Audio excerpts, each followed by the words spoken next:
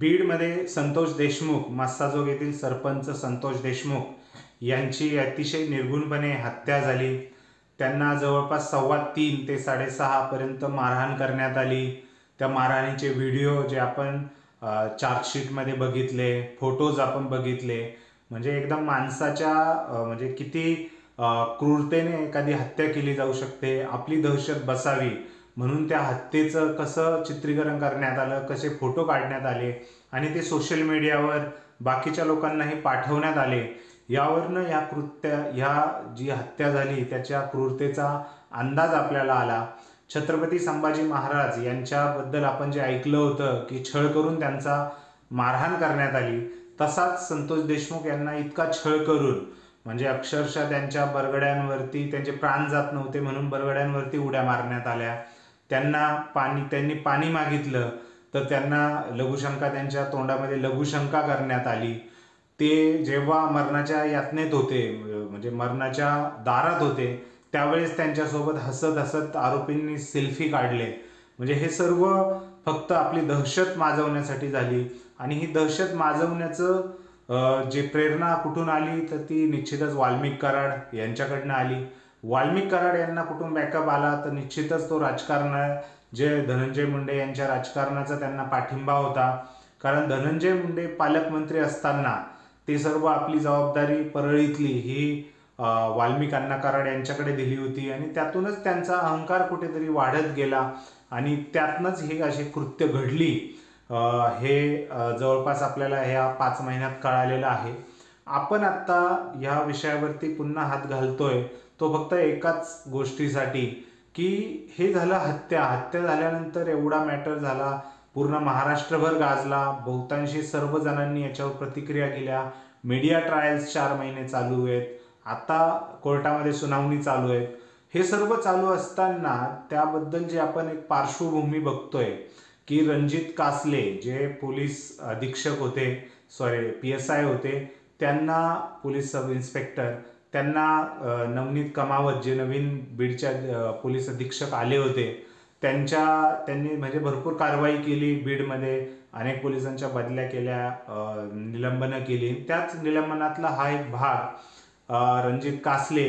आणि ज्या रणजित कासलेने जे आरोप केलेत वाल्मिक कराड यांचा मला एन्काउंटर करण्याची हे होती, ऑर्डर होती, म्हणजे हे सर्व असताना आपल्याला फक्त एकच विषय पडतो की जर हे एवढं पडद्याआड घडलं असेल, एवढी मोठी घटना, एवढी क्रूरतेची घटना, तरी सुद्धा ह्या गोष्टी अशा घडत असतील.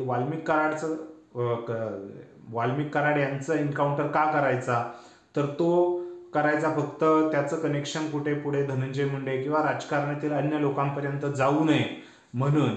मग हे जर सर्व असेल तर आजही एक आरोपी त्याचा फरार आहे, कृष्णा आंधळे म्हणून. हे आपण विसरून चालणार नाहीये. आपल्या सर्वांना माहिती आहे प्रमुख आरोपींमध्ये असलेला कृष्णा आंधळे हा त्या दिवसापासून आज जवळपास 4 महिने होऊन 10 दिवस झालेत तरी तो आरोपी अजूनही फरार आहे. महाराष्ट्र पोलीस इवाना बाकीचेही गुप्तचर यंत्रणा त्याचा शोध घेऊ शकलेल्या नाहीयेत. पहिली तर गोष्ट ज्यावेळेस घटना घडली त्यावेळेस महाकुंभामध्ये कृष्णा आंधळे लपलाय ही चर्चा झाली आणि आता महाकुंभ संपूनही इतके दिवस झाले तरी कृष्णा आंधळे भेटत नाहीये.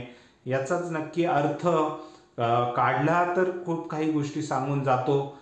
सांगण्याचा तात्पर्य एवढंच की ज्यावेळेस म्हणजे आता आणखीन एक अँगल तुम्हाला सांगतो की जे संतोष देशमुख यांची हत्या झाली त्यावेळेस प्री प्लॅनमध्ये असं होतं की त्यांना मारहाण करायची.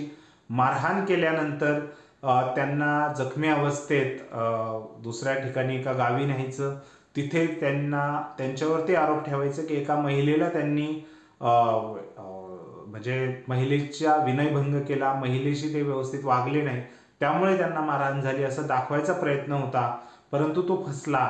म्हणजे ती जी महिला तयार करण्यात आली होती मनीषा नावाची, त्या महिलेचा मृतदेह आत्ता ज्यावेळेस ही गोष्ट सगळं जनतेसमोर आली त्यानंतर या महिलेचा मृतदेह तिच्या घरात आढळला, तिच्या ड्रायव्हरने आणि यांनी तिचा खून केला. मग हे सर्व असताना कुठेतरी त्या महिलेकडून कुठे गोष्टी पुढे जाऊ नये म्हणून त्या महिलेचा हत्या झाली का हा एक प्रश्न नक्कीच पडला. आणि त्यानंतर आता दुसरा हा प्रश्न पडतोय की कृष्णा आंधळे हा फरार आहे की खरंच त्याचाही हत्या करण्यात आलेली आहे. की त्याला अजूनही लपून ठेवण्यात आलेला आहे, कारण महत्त्वाचा पुरावा तो ठरू शकतो. कारण वाल्मिक कराड आता आतमध्ये आहे, कोर्टाची सुनावणी झाली की जर आपल्यापर्यंत काही गोष्टी आल्या नाही तर ठीक, नाही तर कृष्णा आंधळे याची हत्या केली जाऊ शकते. म्हणजे अनेक सिनारिओ आता आपल्याला दिसतात. कारण ह्या मॅटरमध्ये आपण एवढं लक्ष का घालतोय, कारण ह्या मॅटरमध्ये म्हणजे राजकारणीही इन्व्हॉल्व आहेत आणि राजकारणामुळे जे प्रशासन व्यवस्था होती त्याच्यावरही प्रश्नचिन्ह उपस्थित झालेले होते.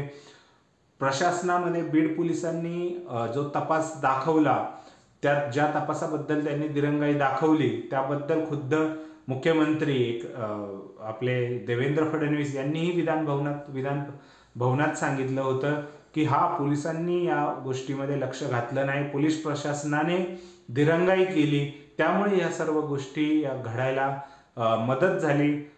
कुठेतरी गुन्हेगारांचाही हे वाढला आणि त्यातूनच ही सगळी गोष्टी पुढे घडल्या, इतक्या निर्दयीपणे हत्या झाली. मग ह्याच गोष्टीवरनं असंच तरी सध्या तरी वाटतंय, जोपर्यंत निकाल म्हणजे कृष्णा आंधळे हा फरार आहे की त्याची हत्या करण्यात आलेली आहे, गॉड नोज.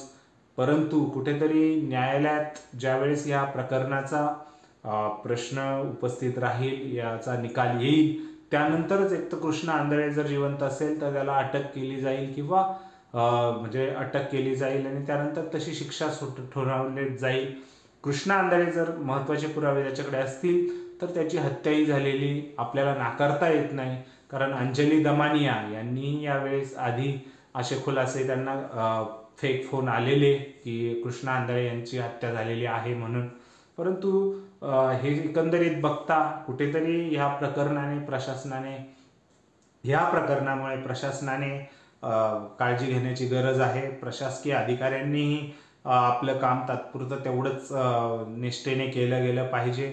कोणाच्या दावणीला अन्याय घडेल एखाद्या समाजावरती, व्यक्तीवरती, ते टाळलं पाहिजेत.